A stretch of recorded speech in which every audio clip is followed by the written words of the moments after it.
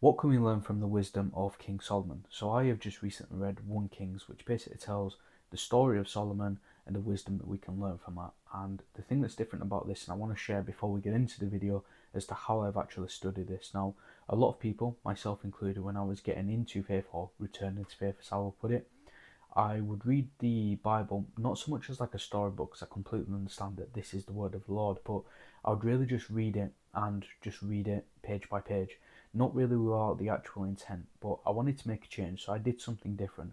What I did is, and I'm a big fan of discipline for this, right? Is I would read the Bible and then I bought a blank notebook and I would be reading the Bible and hand taking down notes. And this is with true intention. So I'd be reading the Bible, and what I'm thinking of here is, what is this actually teach me? What can I learn from this? And what is my interpretation of the word?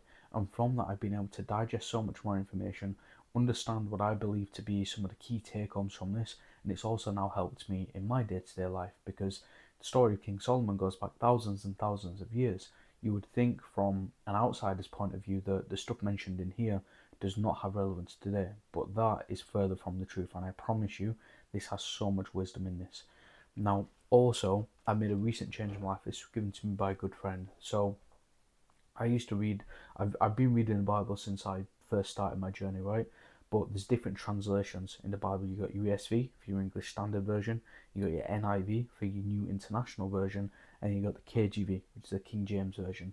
Now, this for me was a lot hard to understand at the beginning of the time, right? Because it's Old English, there's a lot of ye's and yo's, and it was hard for me to understand it. But what I found is that by going back to this is perhaps the oldest and most accurate translation that is available on the market today. And that's important for a number of reasons. When you look at the words that are mentioned in KJV versus, say, NIV or ESV, what you'll find is that the message can completely be dismayed. It can be said in a completely different light that either portrays the word in a different way, or more so what I found and what I've been told is that it portrays it in a much lighter way. The story of King Solomon is, we realize the harshness of God, but the actual grace of God. I think there's a dualistic concept here in that, yes, we see God can be angry and we can see his wrath can come down, but because he can be so harsh and because he truly can show evil, the grace of that can be so much more beautiful. We can truly understand, show gratitude and appreciation of things that he does, even when we don't deserve it. And that is especially important. So, depending on where you're at with your journey, maybe you've always read the KJV version. I know a lot of people that say my Bible study in church, they prefer this, but for me, it's been transitional. And this will be something that I will be doing moving forwards. I've still got my ESV study Bible, so I will sort of interchange between the two. But in terms of studying and how I'm gonna embed this in my life, like, this is, it's weird, right? Because I'm holding this in front of you right now, but this is literally a part of me. You've got my arms and my legs. This is literally a part of me. It's like a limb, right? This will definitely be a big thing for me moving forward. So, as a piece of advice, I can only assume it would say the same for you. So, let's get into King Solomon, right? And it's important that we understand the story. So, Solomon was a king. He was a son of David. And when I say David, I mean David, the one that fought Goliath. So, there's a lot of necessarily hype. He's a very well known person in the time of the Bible at this time. And the thing that made Solomon different is all of these kings had spoken to God. One thing that we see in the Old Testament is that God is always appearing to people, and not so much in the way that we would see now in signs and perhaps in the cloud or in the sea or whatever. God would literally speak to these people, and I find that a lot more prominent in the Old Testament. And God, as usual, he spoke to Solomon, and Solomon was praying. And the thing that made Solomon different was that the other kings would ask for riches, for wealth, for fortune of their own kind.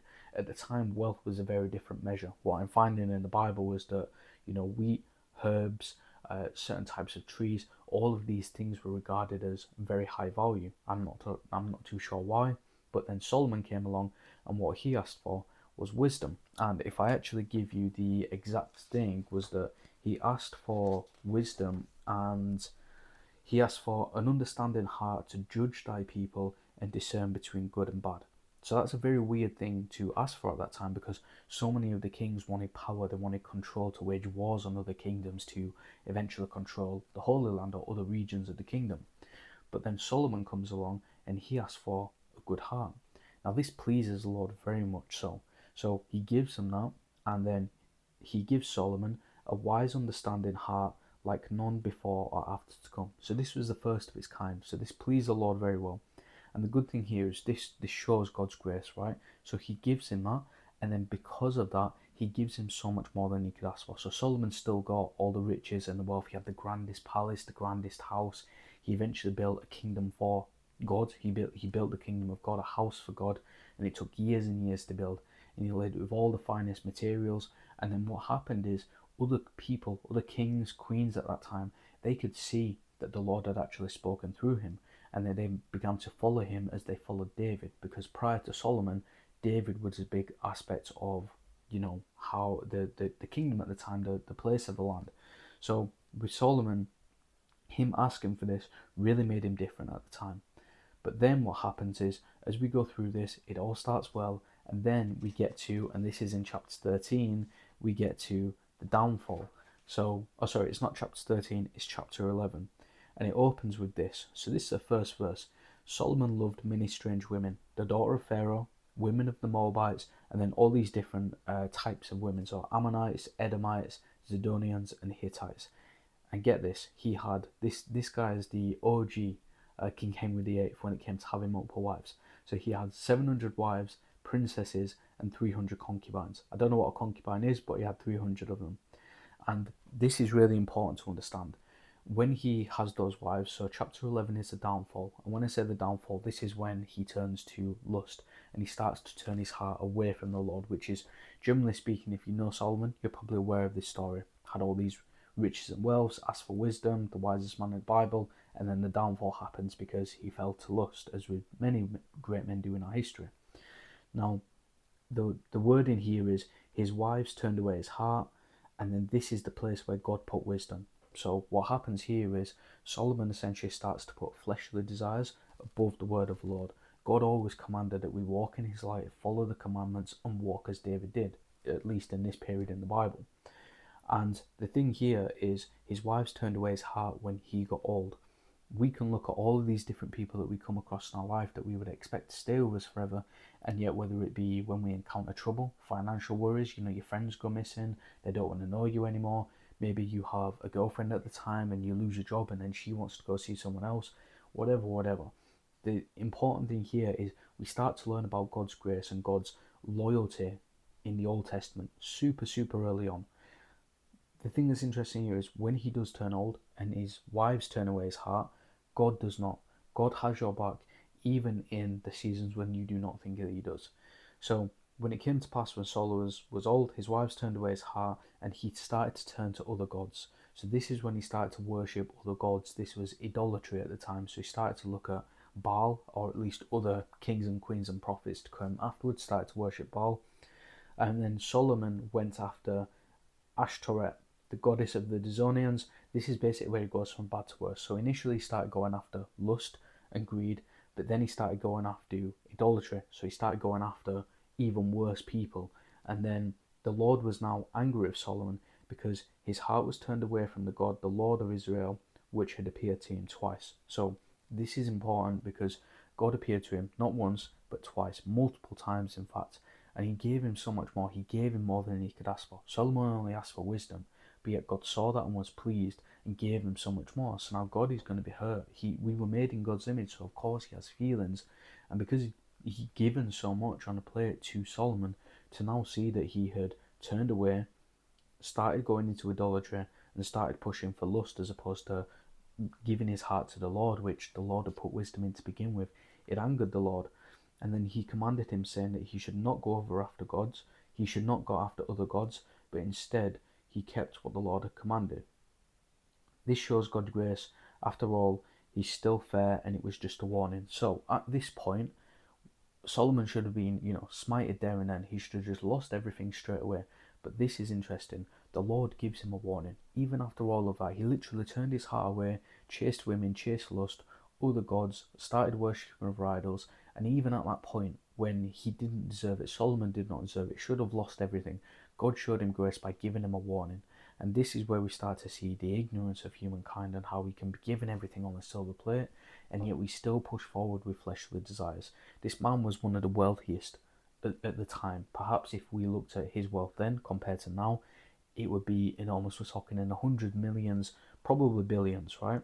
So this chapter 11 of the downfall is really where we see the wisdom. This is where we actually begin to understand things. Now, we then get into replacement. So God, what happens here is Solomon has done wrong, and then he gives him the warning, but then he starts to actually apply judgment.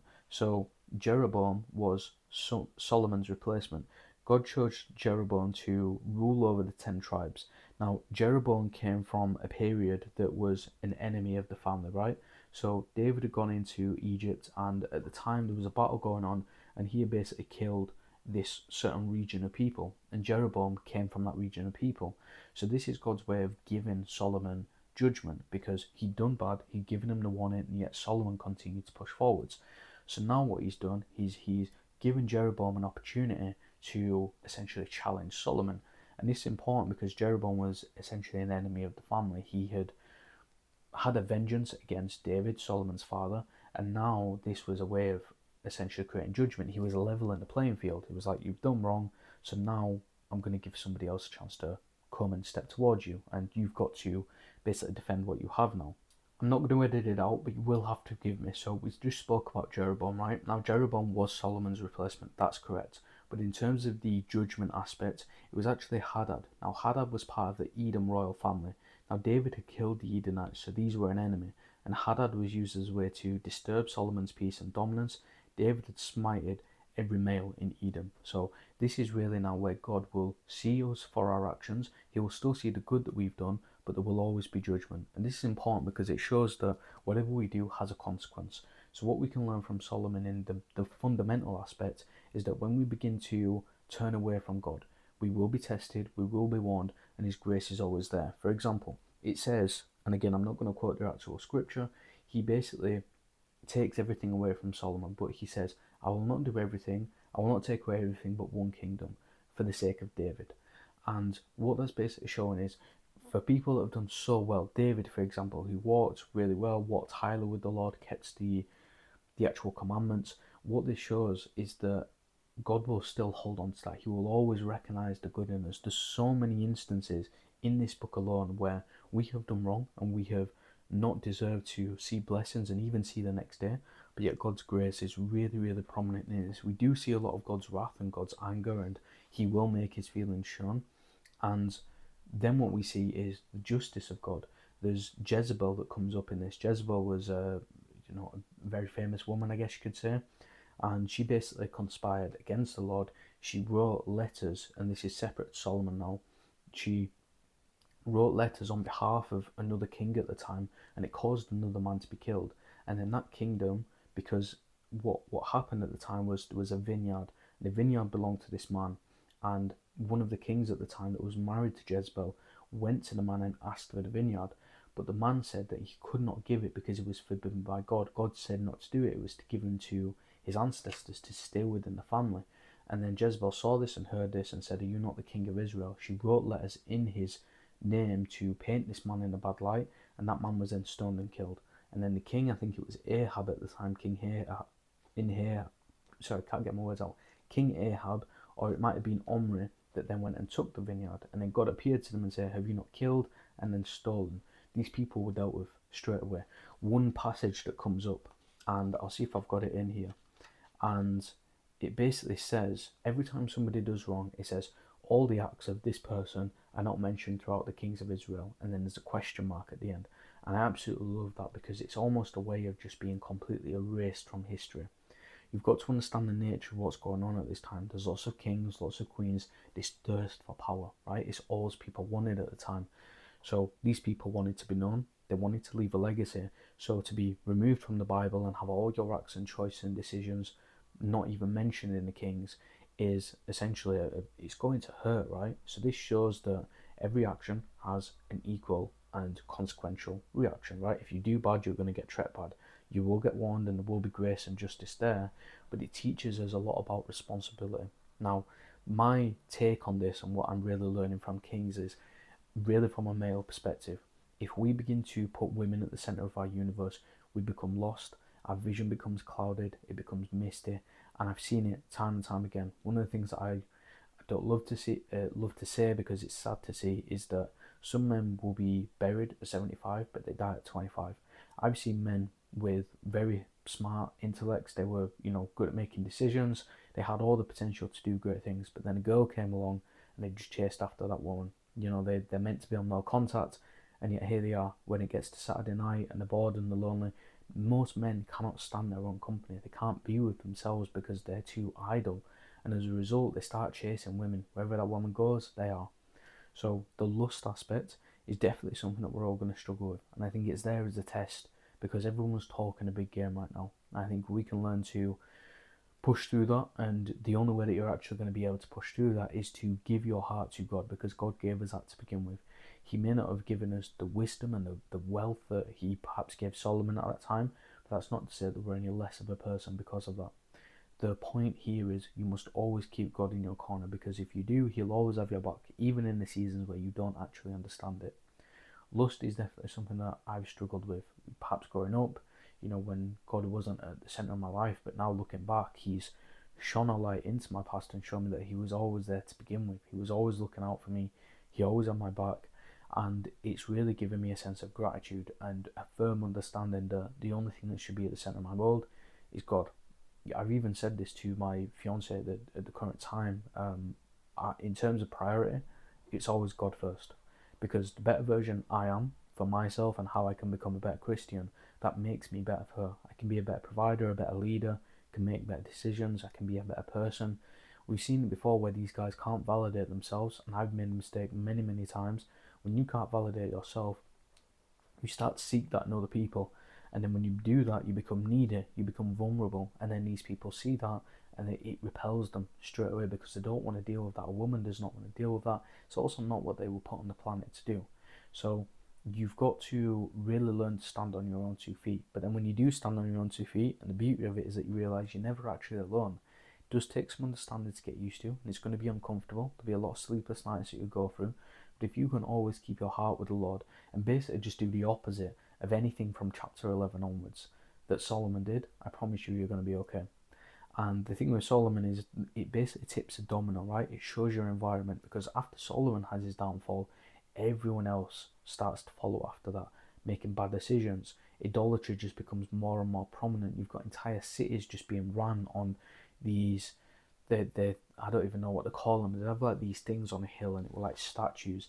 There's a very biblical meaning of putting things up on a hill. When you put something above you, that is essentially a way for you to worship it, and Baal becomes more prominent. Other gods, this quest and this thirst for money becomes more and more prominent. If you continue to do that, one, you're not going to be shown in the best light. When judgment day comes, you're never going to have the best quality of life, because God will show his judgment. He will put you through the test and you will know about it.